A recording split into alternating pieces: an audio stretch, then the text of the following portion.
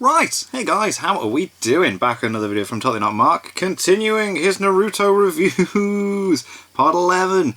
And it says this was painful and awesome. Shinobi 4th War Arc 2 of 3, so we've still got another part to finish off, which is sick, hopefully next week. So let's see what he thought of this bit, shall we? In this video, you will probably see me more frustrated than I've ever been with this series. Oh god. I honestly have no idea how people actually feel about this arc as a whole. I really liked the first part I had to cover last week. Yeah. But this week, I had to cover some tedious chapters, and from that emerged something I don't think I like, and figured it would make for an interesting video to analyze. Apart from the great soccer debate, I think I've been pretty Which was funny. about this series. But today it's time to switch things up and chit-chat about something that really bothered me, bored me, and frustrated me in this section. So let's brace ourselves and get out some popcorn, because I'm totally not Mark, and this is my continued review of the Shinobi War arc. Whoop whoop.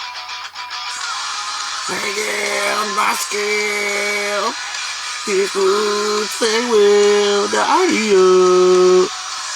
Okay, so over the last half a year, I've been reading the Naruto manga for the very first time, and bar a few instances, I've honestly been having a really good experience. The beginning was a little slow, but once we got to the tuning exams, hell yeah. into high gear as we were Shut up, Zabuza arc was sick. all of which had something to offer the story, from Neji to Rock Lee, from Hinata to Shikamaru, and as time marched onward and more vicious adversaries appeared and disappeared, I found myself really getting into this series. Even after the time skip where a lot of people told me I would start to lose interest, I still found myself very much invested in almost all of the scenes I was engaging with. Until this week. This week challenged me in a way that I haven't been challenged by a series in quite some time, and it's not a good thing. As a reviewer, I never want to find myself in a scenario where I have to force my way through something in order to get it consumed for the purposes of a review. That doesn't make for a good review, and it's unfair to the series I'm reading too.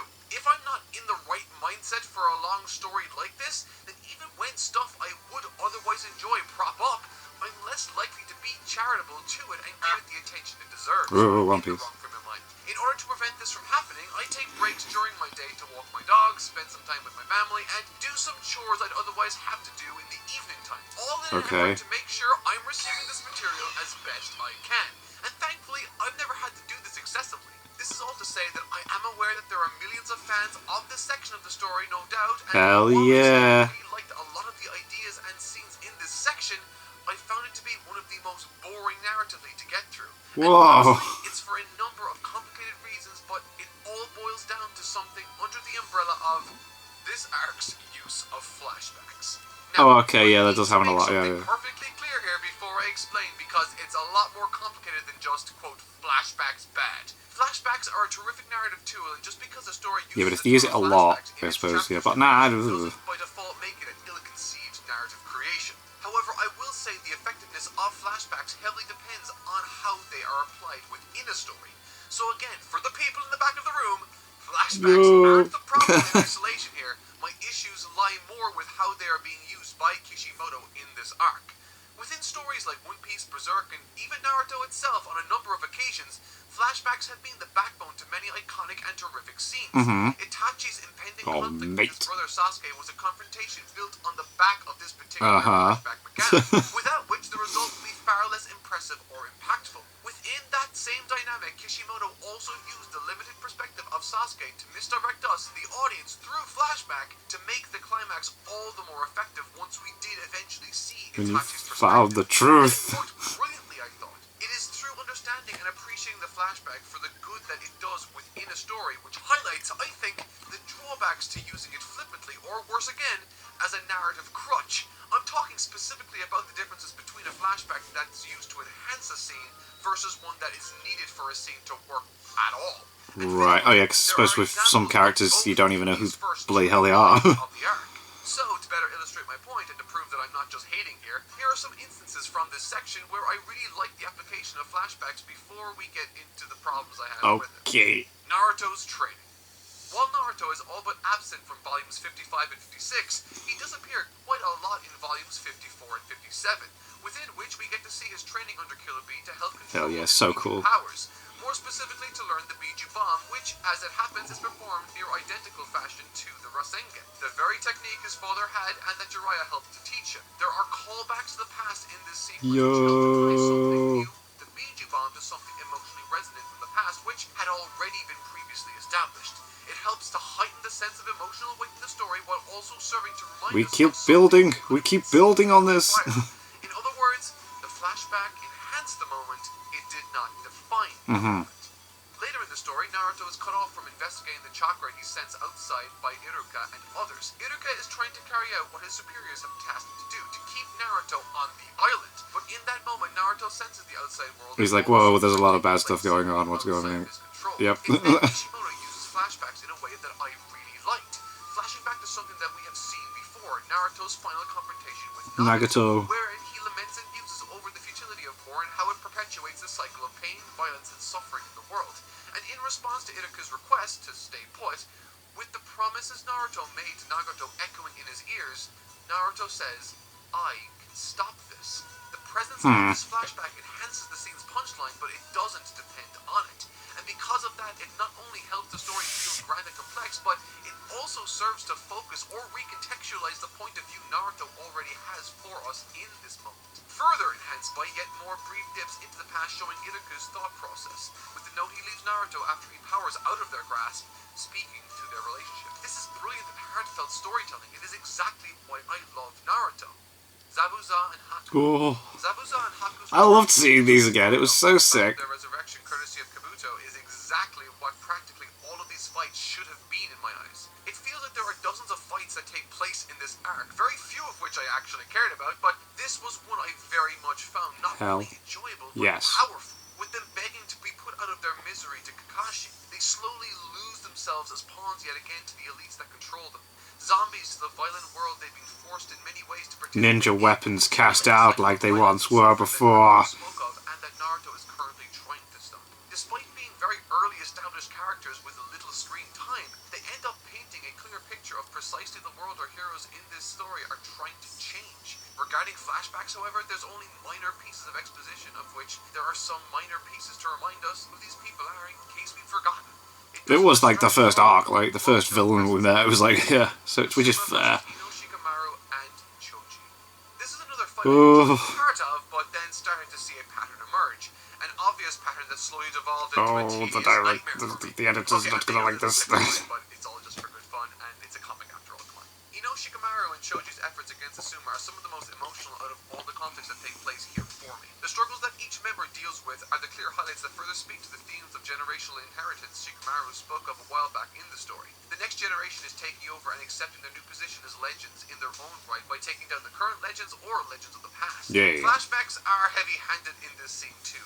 One in particular that works well, I thought, is the flashback to Asuma's parting advice to his students. It's touching and serves to put the scene on a pedestal in my eyes, a powerful, strong moment. Choji struggles to apply himself honestly. Shikamaru has an incredible amount of resolve and conviction in this moment, having the clarity of mind to remind Choji that they are fighting to protect Asuma's child from his The future, the king. They have to protect the king. Bounces off of a line concerning conviction from another fight that I'll touch on slightly more Death is the end. later Lots of on. convictions is the end. From that section are still really good. This is all to say that Kishimoto had some really cool ideas here and executed upon some of them perfectly fine and well in my mind. But my god, did I think that this section was a structural, nightmarish quagmire that I had to stop reading on countless occasions. Oh no. Because I was just so sick of hearing exposition from characters I knew were going to go away in mere chapters. And that's not to even make mention Yeah, I suppose, yeah, like they come back, here too. emotional stuff happens, then they're sealed away. I don't think Kishimoto is necessarily using flashbacks as a crutch per se, but they're definitely doing a lot of the heavy lifting during these scenes and chapters, over and over. I think like he needed to like pace it out more than what he actually intended to. Money-wise, showing and being like, come on, keep it going. And then there's filler in the anime as well. In between all this stuff, it's like, blah. For the better part of 2 volumes, I spent so much time with characters I either didn't know, didn't care about, or with one group did care about, but didn't love the execution. Kinkaku and Ginkaku, for instance, There we I go. have never heard of before, so in order to create a scenario with a satisfying climax to the action, Kishimoto uses a flashback to establish something in the past for these characters to call back to in the end of the fight before they're defeated, to give its ending an air of, I don't know, finality. Otherwise, it would have just felt weird, and using this technique here and there, you know, it's honestly fine. I'm gonna be honest, I thought it was weird when these two popped up and they had the whole Nine Tails chakra and all that stuff going on. I was like, this drab dude, Durai, what? I think his name is D-U-R-A-I, has a flashback informing me or reminding me of him and sets up the conclusion to his fight. Mifune versus Hanzo Durai's has some been in it nice already. themes at play with some great quotes that I mentioned before, but ultimately I do not care about these characters, and again, Kishimoto uses yet more flashbacks to... I don't know. I felt like he was a big deal because he named the Sannin. Like, he literally gave Jiraiya, Orochimaru, and Tsunade the rank of Sannin, which we've seen. So the scene fight was like, ooh. It's there to set up a climax for me that cheapens what was already emotionally resonant without it. And heck, maybe they did talk about the earrings before, but if they did, I honestly couldn't recall, which just makes me wish that these characters had more of a central role in the story because they are compelling. Now, Yeah, they're interesting and they need more screen I time. think in isolation is perfectly fine, but within this twisted, meandering, never-ending conga line of now boring flashbacks, this particular attempt to reach me emotionally absolutely fell flatter than it should, which is, as I said, such a shame because I actually really like Joji. And look, I really wanted to fill this video with more positivity than there ultimately... Yeah, we're gonna get a lot of negative stuff from here on in. For sure in places, but when I was going through my notes for this, let me just say that there were a lot of heated words used. One of the worst things a story can be for me personally is boring. If something is comically bad, at least I can laugh at it and have a good time.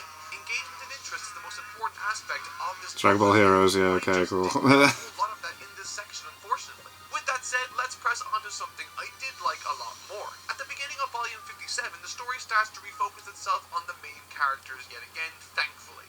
And Kishimoto says as much in an almost exasperated blurb at the start of the Volume 2. As I've said in the past, Eiichiro Oda is fantastic at tying together seemingly disconnected prior encounters to heighten the stakes or emotional weight of a present scene. And while I don't think Kishimoto is comparably strong in that department, he is extremely good at communicating his experiences and feelings through his analog in this story, Naruto. There's this dope one-on-one scene where Naruto gets to meet He talks to Kurama. Nine-tailed fox spirit yet again. The fox brings up his past with Sasuke, saying that he couldn't even protect him from his own hatred, and yet he thinks he can save everyone from it in the throes of war. Again, this internal conflict with Naruto has been a fun and compelling device to demonstrate the growth of the character throughout this journey. In the beginning, he didn't even want to face him or look at him. He was terrified of it. He tried to feign confidence, and eventually he gave into it before his parents lifted him out on 2 separate occasions. However, this time, Naruto reaffirms that he hasn't failed with Sasuke. Boom, take that, because the beast. only way to fail in this instance would be to quit, and he will never quit on his friends.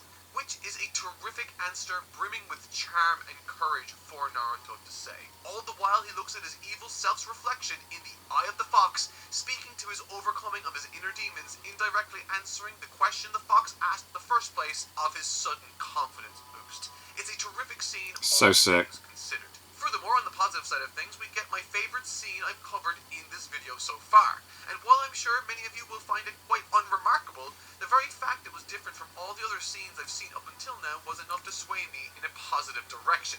Let that sink in. It was different, and therefore I liked it a lot. Switching gears from the constant fighting and flashbacks, we get this rather intense scene where an imposter posing as Neji appears in the area alongside the likes of Sakura. It's honestly an interesting ruffle to the story to help add some variety while also giving Sakura more to do, which is awesome. It's a rather simple angle with a lot of consequence that really changes up the formula from a more combat-centric approach to a more thriller-based strategic one. Honestly, I thought this was one of the coolest ideas in the arc so far and very creative. Trying to weed out the spice in their midst really helped to make this battle feel much less shallow than it otherwise had felt up until now. It's a plotline that's Victory! and demonstrates front and center the variance and application of the different forms of jutsu. The Raikage versus Naruto scene was a really cool initial This experiment was to show some freaking of Naruto's cool. abilities in his, I don't know, spirit state. I don't know the name for that, I need to look it up. The QB cloak. Oh. The Nine-Tailed Chakra form, and furthermore did a great job of reaffirming his convictions and points of view to us as readers, claiming that his father made absolutely no mistakes when he believed in what he, Naruto, was able to do. And just when Let's see how fast we can another go! flashback! This time for Killer Bee. I do like that it demonstrated the relationship You see, between Killer Bee Minato and was Raikage, really, really and fast and you're his son, so you need to be just as fast, if not faster. Forcing Naruto to prove himself myself to him by making him dodge his fastest attack. It really speaks to the phrase, real gold doesn't fear trial by fire, for if Naruto is the savior he espouses to be, then nothing, not even the fastest in the land, could stand in his way, and it doesn't. Nothing's gonna stand in my way. Not Look, tonight. I'm willing to concede right off the bat that this probably has an explanation that someone much more informed about the series can answer, but when this dude, Inochi, called upon Naruto for a quick hello, I honestly got confused. Was this something that they were always able to do? Naturally, a level of suspension of disbelief is required, and I had applied that to the legions of people they had been in communication with on the battlefield. There we go. In my mind, it was conceivable that they had arranged some sort of frequency or item to be held or something to differentiate them from everyone else. Otherwise, they'd just be able to talk all the time to anyone they wanted, which would be, by extension, make all the times people go missing in the series make a lot less sense. But then he calls up Naruto to fill him in on the plot exposition he needs and pieces out quickly afterwards. While Naruto is conceivably a great distance away, moving at incredibly high speeds, and wasn't part of the military's plan at all beyond staying put in a hole in the ground hiding. Why wasn't this used to try and communicate with Sasuke right after he left? Why wasn't it used whenever Naruto went missing? Is it like Dragon Ball when people hide their chi, or in this case chakra, it's like blocking their number from being called? And if that's the case, did Sasuke just not use any chakra for the 3 years We just block our numbers, I'm yeah. not sure if this is actually an issue, or if I'm just missing something. If I am missing something, let me know in the comments down below. Respectively, I really don't know. There must be something I'm missing here that's quite substantial, and I hope someone can... It does seem to be very out of nowhere. Right now it seems really weird. Boop, boop, boop, Earlier in the story, boop. we were presented once again with Gara on the front lines awaiting the arrival of 4 resurrected Shinobi, and we were told one of them is Gara's father. Boop, boop. I was excited for Gara to play Emotional the turmoil. story, given his position and the mystery surrounding his origin still largely unknown to us outside of a flashback here and there. But once we eventually did catch back up with him, we got maybe 2 or 3 chapters exploring his origin with yet more flashbacks, and to be honest, the flashback was inoffensive and worked well enough, but the entire thing felt like it was massively rushed to me.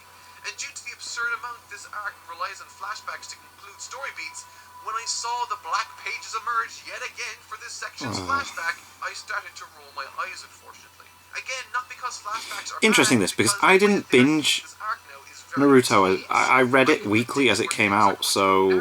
And then I bought the mangas after the fact, so... I suppose if you're binging it and you're seeing a pattern like that, it must be quite annoying. Because, again, like Choji, I really like Gara as a character, and a lot of these ideas here seem like they could have been much more effective if presented with a little more pre-planning. Like Rock Lee, Choji, and so many others, I wish I got to see more of Gara in this series. But we really haven't gotten a chance to see him that much up until now. And so, to make up for that, Kishimoto uses these flashbacks to create this sense of a more detailed and comprehensive backstory to all of these interactions.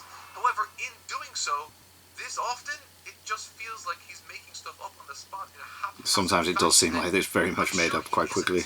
Also, and this is just a minor nitpick, but I just thought it was funny, Chapter 548 is entitled Naruto vs. Itachi. Again, I was excited because that's a pretty impressive title, but 98% of the chapter is about the resolution to Gara's conflict. Only in the last 2 pages of the chapter do Naruto and Itachi even appear, and in those 2 final pages, they don't even speak to each other. Why call it Naruto versus That is a weird Itachi? one, There's actually. nothing That is about quite it that strange. remotely shows these 2 in conflict. Okay, rant over, gotta chill. Cool. The story surrounding this character does continue somewhat as he contributes greatly in aiding Naruto in the takedown of one of the resurrected Kage, and while I still love Gara and thought his contributions throughout this arc had some great ideas behind them, I just found the manner with which they were presented to be a little on the predictable, formulaic, and boring side of things, regretfully. Itachi, on the other hand, This was so sick when this happened, oh my god! This story, and boy did they. His meeting with Naruto is less about them fighting each other, but more of them coming to understand one another, and Itachi feeling comfortable enough to entrust Naruto with his brother. The scene is filled When the with a crow lot of appears and breaks him out of the cart, so good. a Raven as a contingency within Naruto, based on what he suspected Sasuke to do after he died. I mean, that's a 40 level chess move. Itachi was one ahead of everyone, man. He was so sick. What a dude.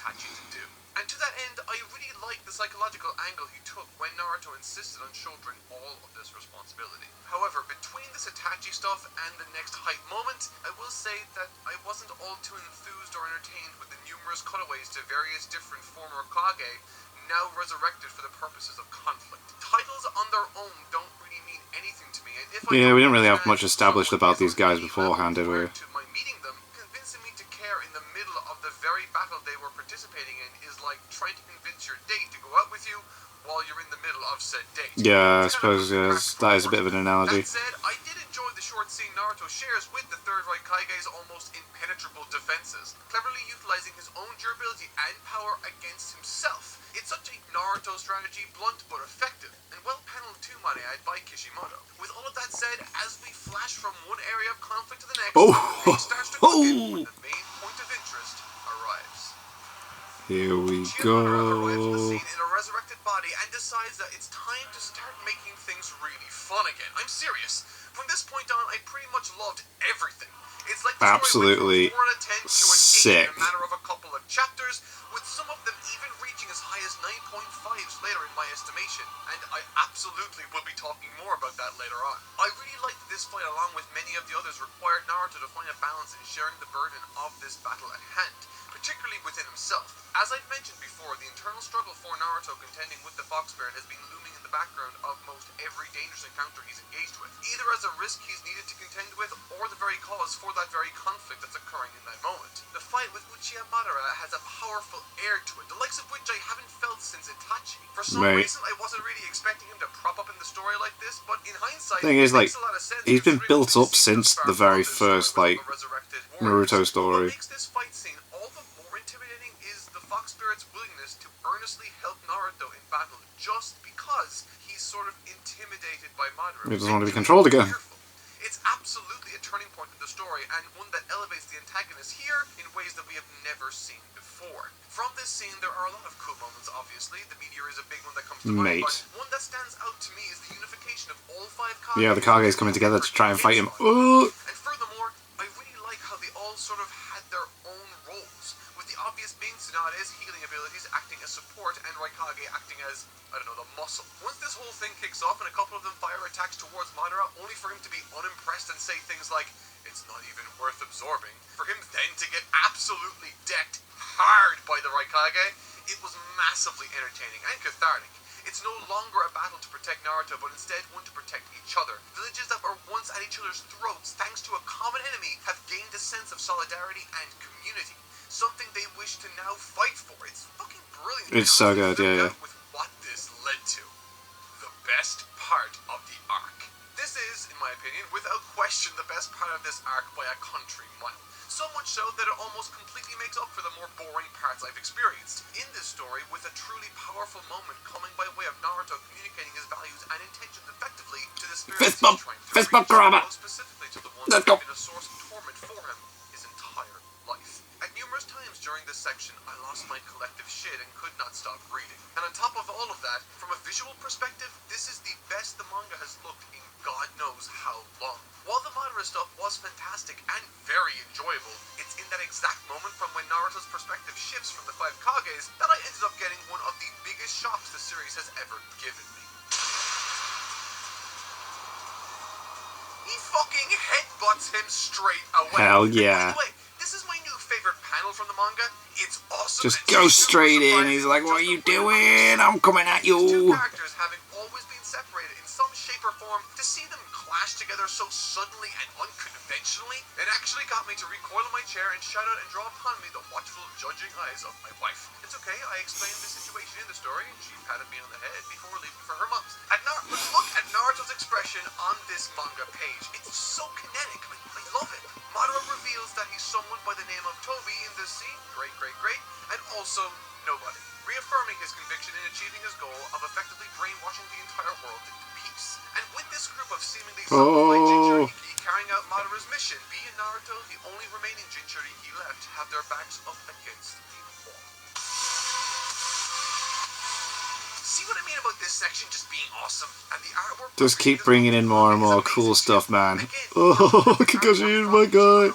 Even more surprises that I never saw coming. And naturally, when these two show up to fight against Madara, I lost it again. We've suddenly left all of these fights I never really had any investment in, and now we're finally focusing on some of the most hype moments I've come across in a long while within this series.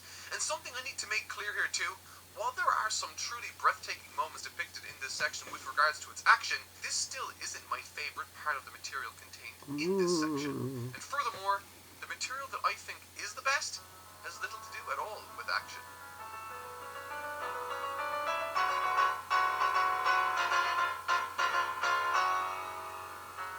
The journey of Naruto across this entire story has been about how he himself has been impacted by the circumstances of his own birth. He's been shunned, ostracized, and bullied for effectively being a vessel for something he never accepted in the first place. To Naruto, he was in a horribly unfortunate situation because there was something wrong with him.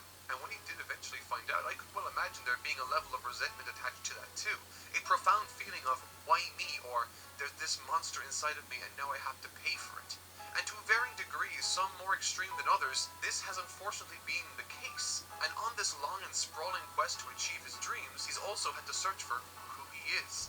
Made evident through interactions with Gara, Nagato, and others, Naruto has expressed that had things developed differently in his life, he could have been consumed by hatred, much like these guys. Yeah, could have been The Fox Spirit itself has shown up in the story a great number of times. At first as a monster, shocking and scaring the young Naruto, and over the course of his life through misdirection and in some ways taking advantage of the young man's greatest insecurities, this spirit has tried to free himself from the prison by leveraging the hate inside Naruto's psyche. However, thanks to some support from his friends, mentors, and indeed even his parents, Naruto has not only managed to become a well-rounded individual, but one that has managed to overcome his metaphorical inner demon, with only one thing left in his way, his literal inner demon. Yeah, man. This arc made a curious choice of adding considerably more opportunities for Kurama, the fox spirit inside Naruto, to characterize himself beyond simply being an antagonistic monster.